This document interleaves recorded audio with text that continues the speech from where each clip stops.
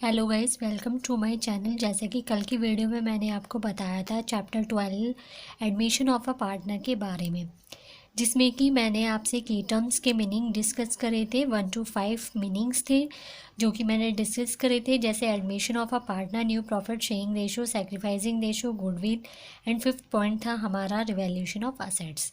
आगे के 6 पॉइंट मैं आपसे डिस्कस करूँगी। 6 पॉइंट है हमारा reassessment of liabilities. Reassessment of liabilities का मतलब है देनदारियों का पूर्ण मूल्यांकन। इसका मतलब ये है कि reassessment of liabilities means reassessing the liabilities and determining the change, that is whether the liability is more or less than that shown in the books of accounts.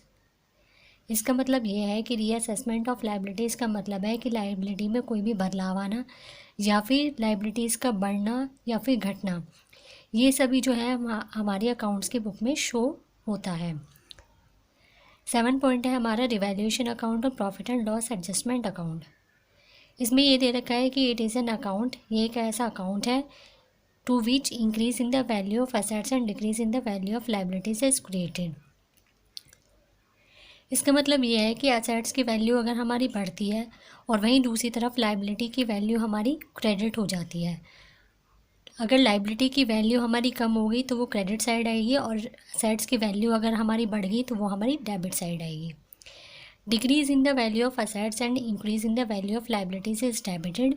It is close by transferring the profit or loss to the capital accounts of the old or existing partners in their old profit sharing ratio. इसका मतलब ये है कि वहीं दूसरी तरफ अगर assets की वैल्यू कम हो जाती है और लाइबिलिटी की वैल्यू बढ़ जाती है, अगर असेट्स की वैल्यू कम हो गई तो वो हमारी क्रेडिट साइड जाएगी, और लाइबिलिटी की वैल्यू अगर हमारी बढ़ गई तो वो हमारी डेबिट साइड जाएगी।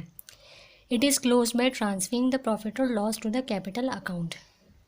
जब हम इसको क्लोज कर देते हैं तो वो ट्रांसफ़र होके किस में जाता है, अगर हमारा प्रॉफिट आया तो वो डेबिट साइड आ जाएगा to profit transfer to capital account के नाम से। अगर हमारा लॉस आता है तो वो बाय साइड आएगा loss to the capital account के नाम से। और एग्जिस्टिंग पार्टनर, जो हमारे ओल्ड और एग्जिस्टिंग पार्टनर्स होते हैं, वो ओल्ड प्रॉफिट शेयरिंग रेशो में इसको डिस्ट्रीब्यूट कर देते हैं। गाइस, मैंने यहाँ पे फॉर्मेट बनाया है, फॉर्मेट ऑफ रिवैल्यूएशन अकाउंट का, जिसमें कि डेबिट और क्रेडिट साइड दे रखी है। डेबिट साइड हमारा आता है टू इंक्रीज इन असेट, और क्रेडिट साइड आता है हमारा by increase in asset. Secondly, to increase in liability हमारा डेबिट साइड आएगा, और क्रेडिट साइड हमारा बाय इंक्रीज इन लाइबिलिटी आएगा। अगर हमारी लाइबिलिटी बढ़ती है तो वो डेबिट साइड है, और लाइबिलिटी कम होती है तो वो हमारी क्रेडिट साइड है। डेबिट साइड हमारा आ जाएगा to profit transfer to capital account, old ratio में डिस्ट्रीब्यूट होगा, और क्रेडिट साइड आएगा हमारा by loss transfer to capital account, old ratio में डिस्ट्रीब्यूट होगा। एंट्रीज है हमारी for increase in the value of asset. अगर हमारी एसेट की वैल्यू बढ़ जाती है तो revaluation account debit to asset account आएगा। नरेशन होगी being the value of asset decreased. And secondly हमारी एंट्री होगी for increase in the value of asset. अगर हमारी असेट की वैल्यू बढ़ जाती है तो asset account debit to revaluation account हमारी एंट्री होगी being the value of asset increased. Third point आता है हमारा for increase in the value of liability. अगर लाइबिलिटी की वैल्यू बढ़ जाती है तो उसकी एंट्री क्या होगी, revaluation account debit to liability account. इसकी नरेशन होगी being the value of liability increased.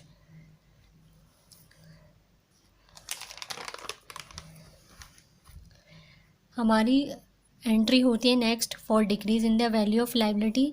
अगर लाइबिलिटी की वैल्यू हमारी बढ़ जाती है, कम हो जाती है, तो liability account debit to revaluation account इसकी एंट्री होगी। इसकी नरेशन हो जाएगी being the value of liability decrease. Next entry है हमारी for unrecorded asset. Unrecorded asset की एंट्री होगी हमारी unrecorded asset account debit to revaluation account. इसकी नरेशन होगी being there is an unrecorded asset.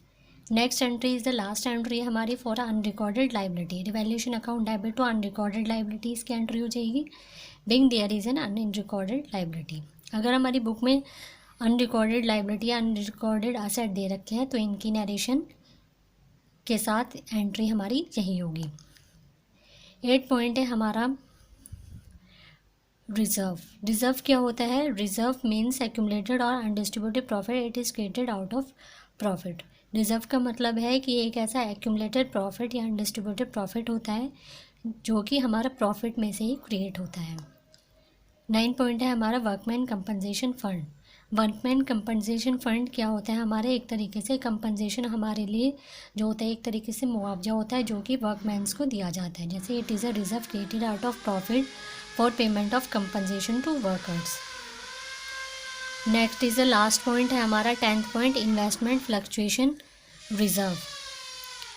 Investment fluctuation reserve क्या होता है? It is a reserve created to meet the fall in the value of investment.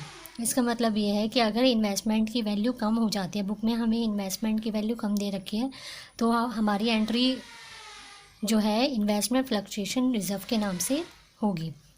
Guys, अगर आपको मेरा ये video पसंद आया और आपको समझ आया तो लाइक, शेयर, कमेंट और सब्सक्राइब करना ना भूलें। Thank you.